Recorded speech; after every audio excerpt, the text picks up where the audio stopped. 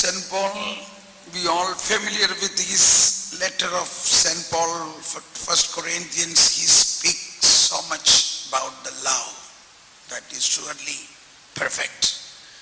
But in all his letters, the first 2-3 chapters, he speaks about wisdom of God, wisdom. So, in Christian life, this wisdom of God is the very important aspect of Christian life. Of course, not only Christian life, the whole humanity.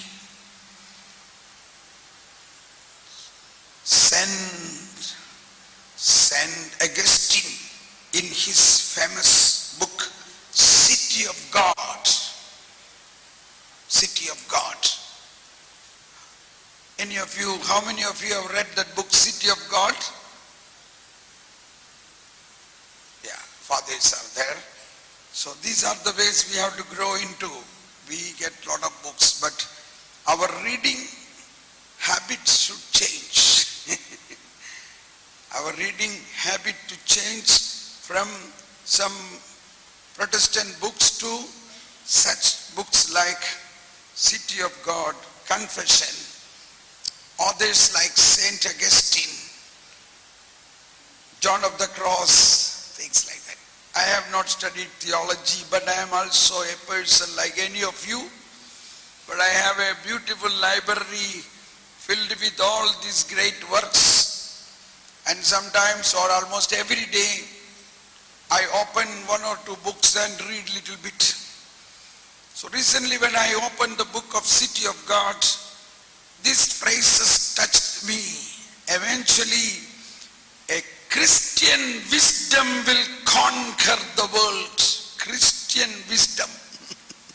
Christian wisdom.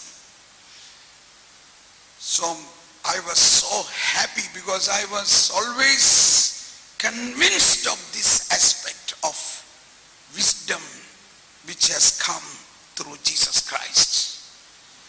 And this is relating to Isaiah's prophecy, chapter 11:9. Isaiah chapter 11:9 says, like the sea filled with water, the whole world will be filled with the wisdom of God. Shall we repeat that?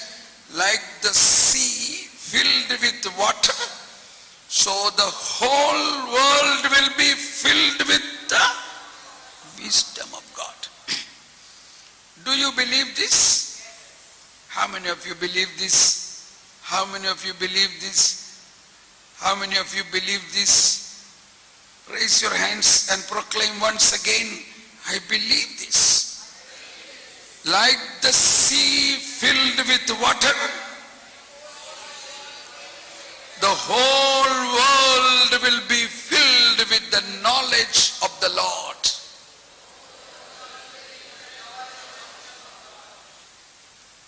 Few days back, in one of the gospel passages,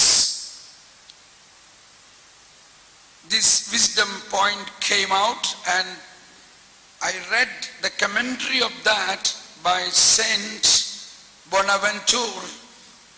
He repeatedly said, that is the wisdom which came through Jesus, and he is wisdom. So, St. Paul in his letter, 1 Corinthians chapter 1:30 says, chapter 1 verse 30, 1 Corinthians chapter 1 verse 30 says, God made him wisdom for us. That's the point. 1 Corinthians chapter 1:30. 1 Corinthians chapter 1:30.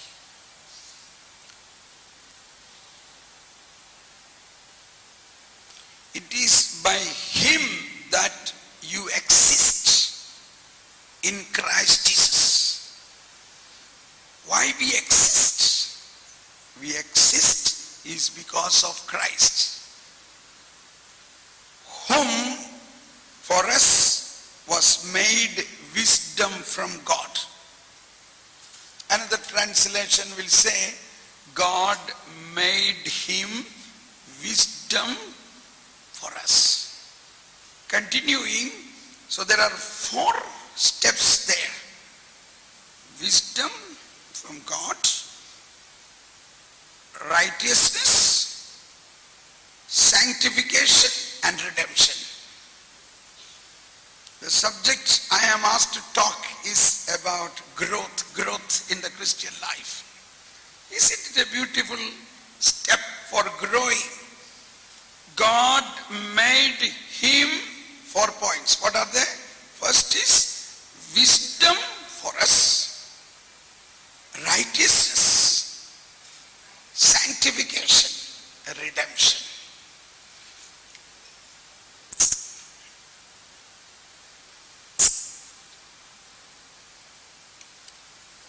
Suddenly I am jumping to chapter 15. St. Paul's letter, chapter 15, 19. Don't be upset. 15:19 says, if our hope in Christ has been for this life only, we are of all people the most pitiable. If our hope in Christ is for this life only, we are the most pitiable people.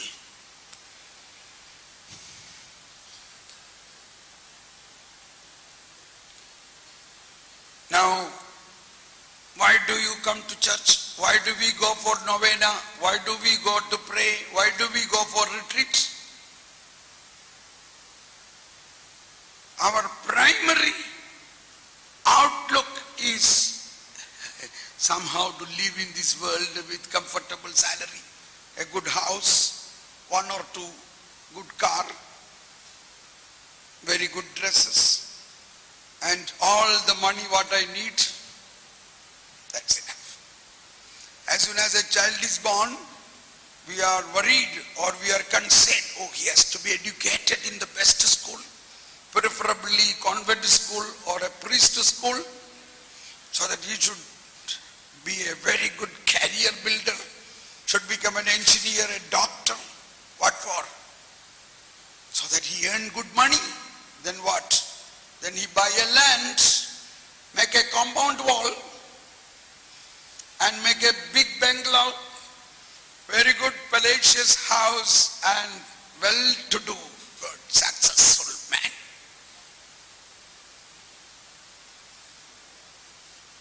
This is what normal, ordinary human beings are living for. In this planning, if there is any problem come, the child is not getting good mark, oh, that means, oh my, I am worried. See my son, if you don't get good marks, how will you grow? How will you become an engineer? So you run after some teachers, some tutors to give him some tuition, or come to the priest and say, Father, pray for him that he may study well.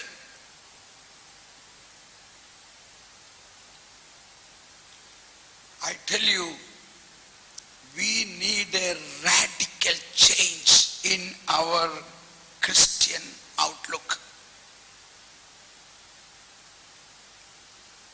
We are worth much greater. The plan of God about us is not at all only for this world. In this world we will be living for about 100 years maximum. Comparing to the life in the other world, life after our death, this is nothing. We have a life after our death which is infinite, which is world without end. Every one of us is called to work, do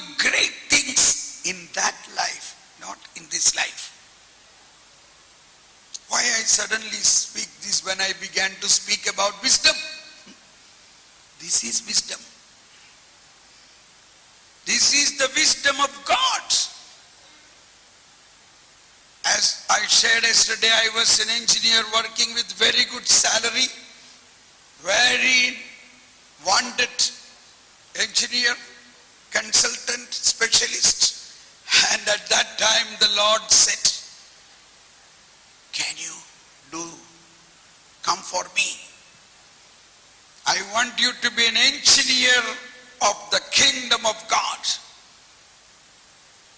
That call was so strong, I left my engineering work, business and everything. Now this is the 23rd year. 23rd year. Praise the Lord. Me and my wife and children, we all lived from that time in Providence. We never imagined I was getting a salary, good salary, and next month I am not getting that. Imagine that situation. Even now I don't get a salary, I don't have a remuneration, but I believe the Lord who feeds the birds of the sky, who said to me, Thomas, my son, are you not greater than those birds? Of course I am. And now when I look back, I really wonder how all this thing happened. 23 years I lived without a remuneration. I am completely glorifying God in this.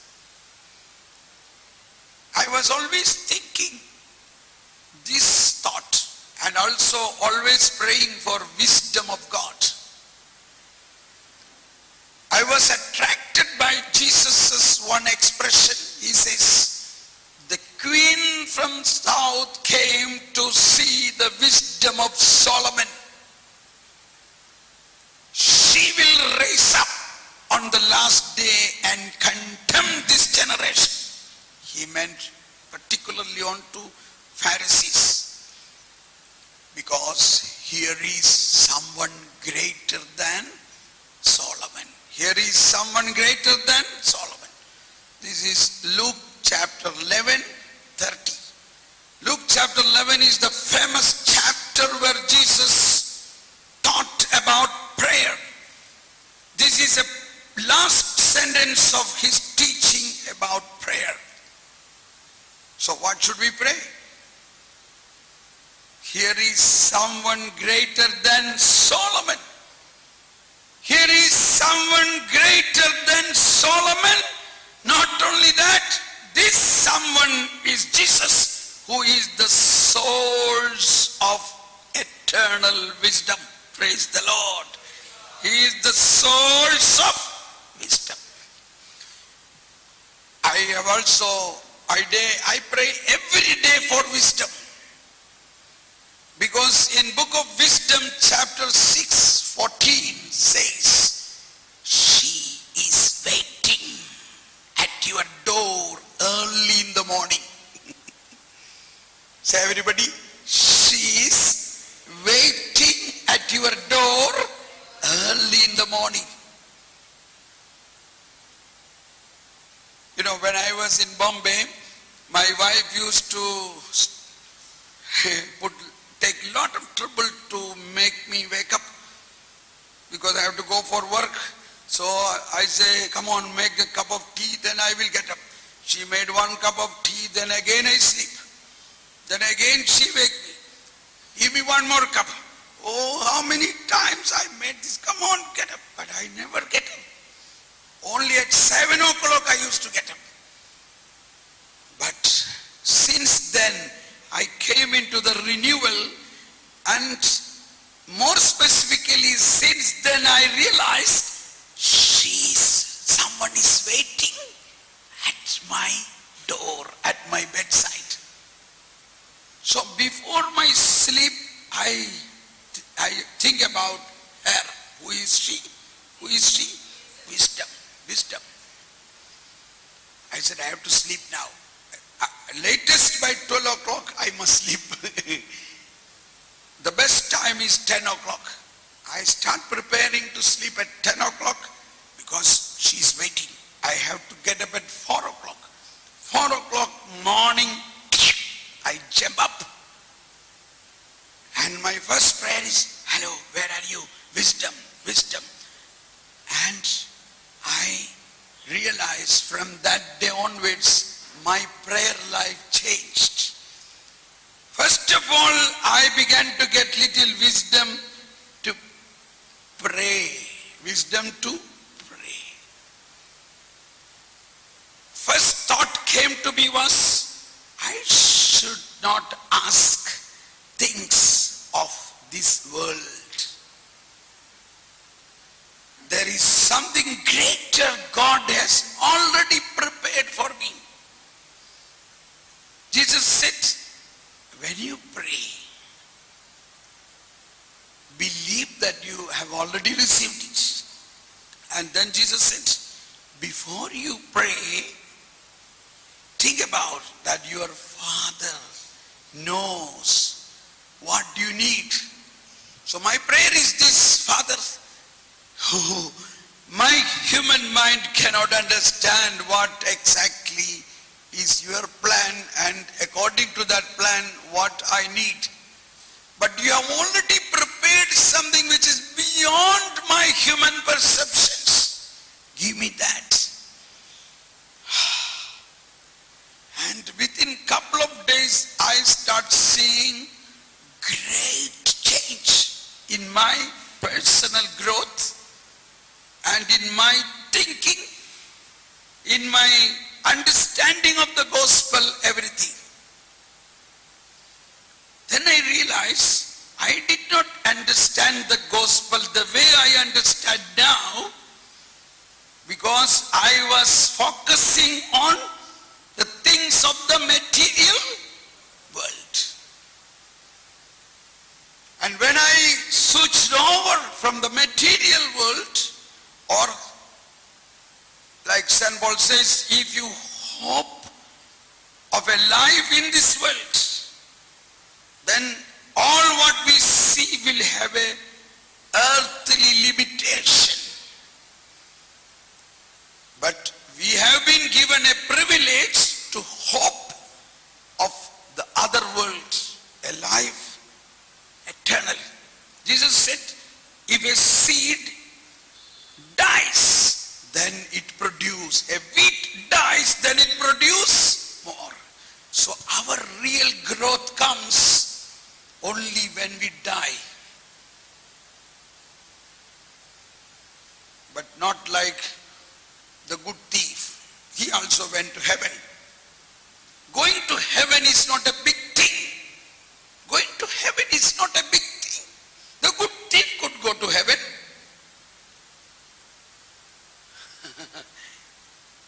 What is important? The good thief, the whole life in this world, he was hoping only about in this life and grabbing, stealing everything. We are also in another way stealing, grabbing all what stuff we can have it in this world. Gold, silver, clothes, properties, everything. From whom we are stealing? You think about it. I don't go to that extreme. But my point is, there is another way. The whole life God planned in the planning of God is completely different than what we are now living. You may be shocked, but I think better to have that shock and start a new life from this Easter onwards. Why do we venerate all the saints? Saints are, for us, saints are our helpers.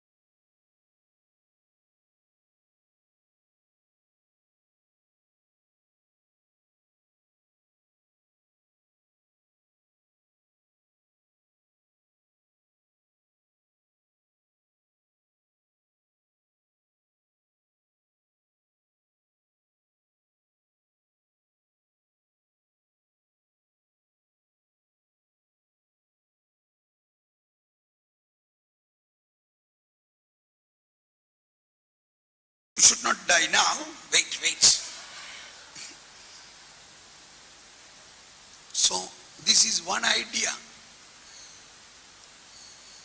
So, basically, I want to bring home this idea.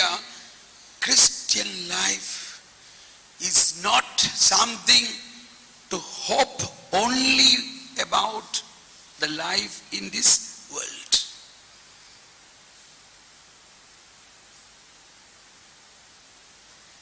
Let us have that wisdom. Our real Christian life begins after our death with a infinite possibility of working for the kingdom of God, doing so many things from heaven. Don't think you are going to be resting in peace. Don't think you are going to be in RIP. Now, the point I want to impress upon you is, from the time I learned this, I have to work in heaven. So for that, what I need? I have to get knowledge about heaven. I have to get wisdom about the heavenly things. I have to get wisdom what work I should do. Okay. Suddenly I am switching on to another scene. The Emperor Alexander, when he died, before his death, he told the people, when I am put in the coffin, you must do something special. You must put out my arms, my hands out of the coffin. It should be open out. Oh, you are an emperor? How can it be? No, this is my order. But why? Why? You know why? I have been in this world very successfully capturing, conquering kingdom after kingdom, wealth after wealth. But none of these things I can take home. None of these things I am taking to heaven. All what our education system, sorry, I am not criticizing or blaming, I am just bringing a fact. We are focusing on career building, 1 degree, next degree, 3rd degree. All the knowledge, understanding, chemistry, botany, physics, this is all earthly creation. But there is another wisdom of Creator. Take your right hand up and do like this. This is wisdom of Creator. Do like this. Don't stop. Keep doing. This Holy Week you must have some penance. Okay? Keep doing. Don't stop while you have to do with the other hand. Don't stop while you have to do with the other hand. This is wisdom of the world. That is knowledge about the creation. Now do it simultaneously. Knowledge about the Creator, knowledge about the creation. Okay. Now the exercise is not complete. When you go home today, everybody will ask, how was the retreat? Ooh, it was very good, very good. That's what you should. Then they will ask, are you crazy? Yes, I am really crazy. See, even in our Christian institutions, we are all eager to learn wisdom about the creation, not the Creator. If at all we learn more wisdom about the Creator, then it would be very easy to learn wisdom about the creation. Okay, I am going to ask a question now. Are you ready? In 1 minute you should answer. If you don't answer, that means you are failed. Then you have to write 10 times imposition. Okay? The question is, what is the definition of eternal life? What is the definition of eternal life? Before somebody say this, please, those who are confident of answering this question, please raise your hand. What is the definition of eternal life? 1, 2, no, fathers, no, Glenn, no, 1, 2, there is, keep your hands up, 1, 2, 3, 4, 5, 6, 7, 8 persons. Okay, now, you want to answer, say loudly from there. Eh? You get 10 marks, okay, not full marks, okay. Somebody there who raised the hands? Oh, sorry, that is not the right answer.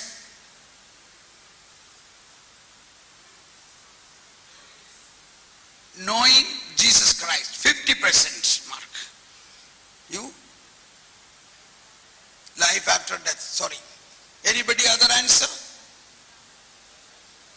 Shout out loudly from the back bench.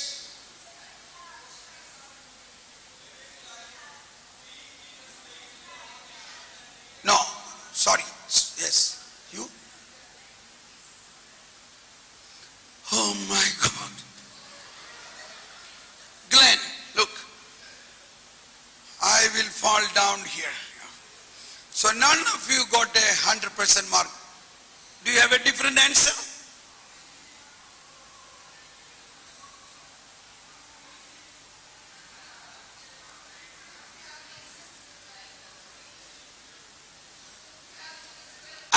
You will answer. Come on, save the people now. Very good. Give her a clap. So, at least through one man, you all are saved. What is the definition of eternal life? Knowing the only true God and knowing Jesus Christ whom you have sent. So this is not our definition. Jesus prayed to Father in John chapter 17:3. John chapter 17:3, he said, Father, this is eternal life. What is it? Knowing the only true God and knowing Jesus Christ whom you sent. Now, maybe now you, oh, this I know. Maybe you all know, but you did not respond at a proper time. Now, this is not only you. In many parishes, very elite people, none of them answer this. Now, this I want to show you. This is our status of a church of 2,000 years old. We are 2,000 years old in Kerala. But look at us. Why? Why we do not know this? Because we are focusing for Christ. For what? For this world. We go abroad to get a job. For what? For this living of this world. But that is not the purpose of Christian life. But you will get everything. See, you look at me, I have everything. But I never hoped for that. I hoped for a greater thing. We must hope for a greater thing. That is why Jesus said, first seek the kingdom of God and its righteousness. Rest all other things will be added to you. We need a radical change even in our education, our formation, our daily prayer, our whole attitude. I am speaking this as a person. I am a family man with children and grandchildren. My daughter has graduated in computer science, but then she's growing in studying theology. A girl studying theology, she finished graduate, postgraduate and licentiate. And people ask, why are you studying all this? What do you get? Means how many dollars you get, how many money you get. So we are all studying, learning only for money. But knowledge and wisdom is much greater than money and all the wealth. Okay, so when Matthew's Gospel chapter 4:16 said, people who lived in darkness have seen a light. What is the darkness and what is the light? That darkness is ignorance about God, ignorance about the wisdom of God. In Germany, a woman told me, Thomas, please pray for my brother, because he says God made him by mistake a man. He should have been a woman. Therefore, he is now making operation after operation for sex changing operation to become a woman. This is the today's scenario of human wisdom. You see what he said? He said God made a mistake. Our children will be very attracted to these ideas, correct? God also make mistakes. But who says? This guy says. So, today in the modern world, to face the challenges of the modern world, we have to have a complete different attitude, different growth track, different track. Our prayer life will be different. Our faith should be strong, not like a typical faith, but a faith with sound reasoning. Oh, that's what I wanted to say. Next word, 1 Corinthians chapter 2. So 1 Corinthians chapter 1:30, God made him wisdom for us. God made whom? Jesus.